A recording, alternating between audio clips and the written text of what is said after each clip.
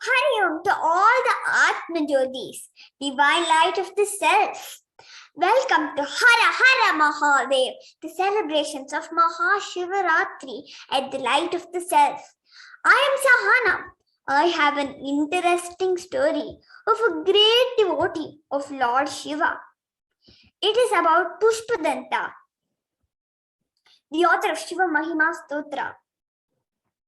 Long ago, there lived a Gandharva called Pushpadanta. Gandharvas are celestial musicians, powerful and magical beings who can move in air and also turn invisible to humans. Pushpadanta was an ardent devotee of Lord Shiva and a great scholar and a poet. Because of his singing skills, he was appointed as the divine musician in the court of Lord Indra, the king of the Devas. Pushpadanta loved worshipping his Lord with plenty of different flowers. Once, when Pushpadanta was traveling around the world, he arrived at King Chitraratha's kingdom.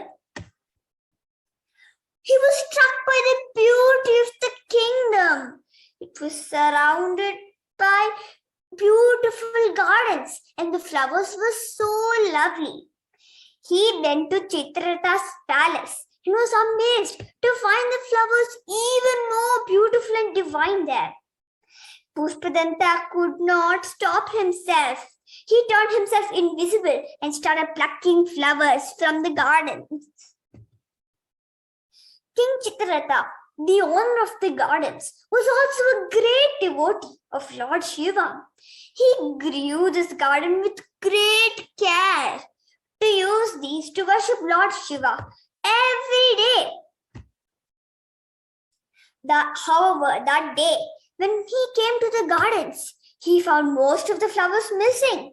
King Chitraratha called his guards and asked what happened to the flowers. The guards looked nervously at each other and said, "Sir, we do not know. We did not take them. We were doing the rounds of the palace. And when we came back to the garden, they found most of the flowers missing." King Chitraratha looked at the guards and realized that they were telling the truth. He was upset about the missing flowers, but he finished his prayers. The next day, King Chitraratha appointed more guards for his garden. However, much to his surprise, he again found most of the flowers missing. King Chitraratha fumed. After his prayers, he sat down in the garden and thought for some time.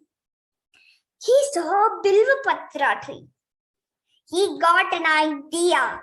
He called the guards and said, "Pluck as many bilva leaves as you can and spread them on the ground around the flowering plants.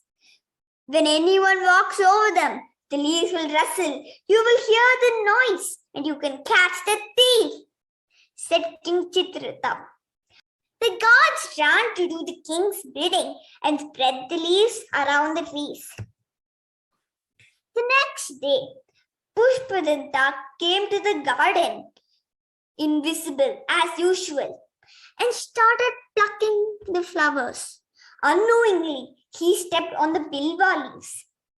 Up in Kailash, Lord Shiva was disturbed from his meditation.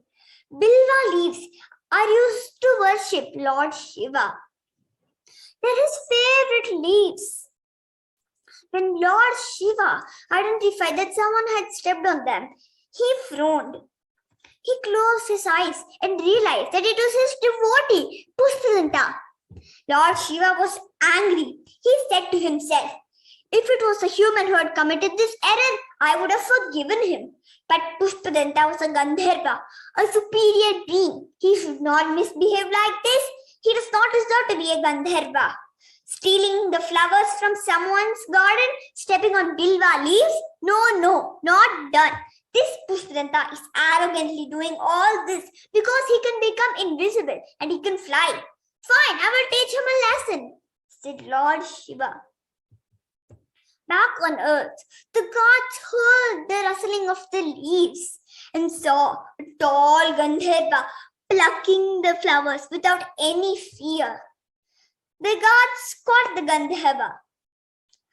Pushpadanta was caught in surprise. He was puzzled that humans could see him, and so he forgot to run away or defend. And so the gods easily caught him and took him to King Chitrata. King Chitrata put Pushpadanta in prison.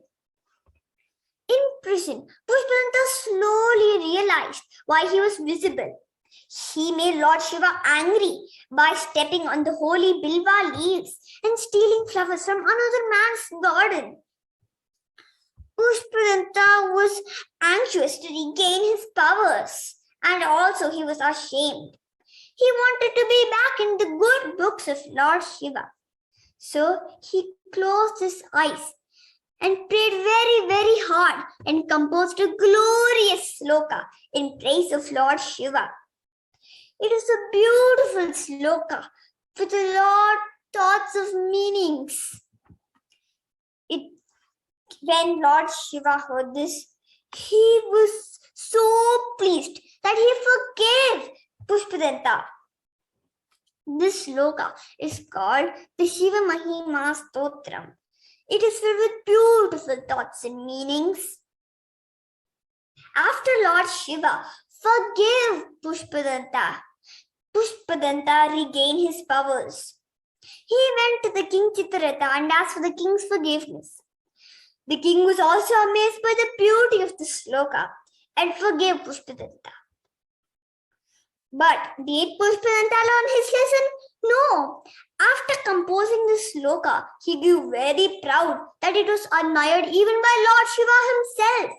So he went around boasting about how great his slokas were. When Lord Shiva came to know about this, he came in front of Pushpadanta and said, Pushpadanta, do you know that my temples always have a Nandi outside? I want you to visit my temple today and peek inside Nandi's mouth. Pushpadanta wondered why the Lord made such a weird request, but he did as he was told. He went to one of the Shiva temples and peeked inside Nandi's mouth.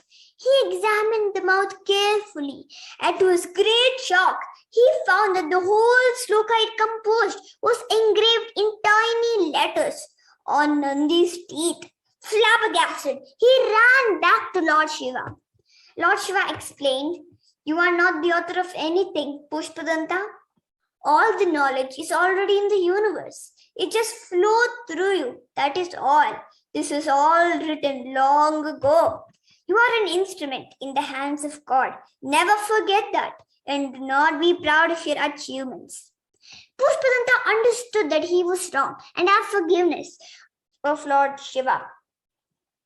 He went back home humbler and wiser. Like Pushpadanta, many among us also have many abilities and talents. But let us not forget that all of them were given to us by the grace of God. Let us always be grateful and humble for all the blessings we have received by God's grace. Let us all chant, Hara Hara Mahadev, Jaya Jaya Shiva Shambho. Best wishes on the occasion of Maha Shivaratri to one and all. Hari Om.